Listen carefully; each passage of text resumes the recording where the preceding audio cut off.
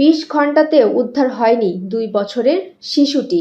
বুধবার দুপুর 1টার দিকে তানোরের কোয়েলহাট পূর্বপাড়ার গ্রামের মাঠ দিয়ে মায়ের সঙ্গে হেঁটে যাওয়ার সময় পথে পরিত্যক্ত গভীর নলকূপের গর্তে পড়ে যাওয়া 2 বছরের শিশু সাজিদ। কূপে পড়ে যাওয়া শিশু সাজিদকে অক্ষত অবস্থায় উদ্ধারে ফায়ার সার্ভিসের তত্ত্বাবধানে রাতভর খনন যন্ত্র দিয়ে 35 ফিট গভীর বড় গর্ত খনন করে উদ্ধারকারীরা বলছেন, নলকূপের গভীরতা 150 থেকে 300 ফুট। এর ভেতরে যে কোনো জায়গায় শিশুটি আটকে থাকতে পারে।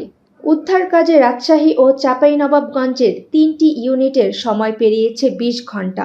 35 ফিট যে পাইপটার নিচে যায় নাই, তাতে আমরা বুঝতে পারতেছি যে কেন পাইপটা গেল না।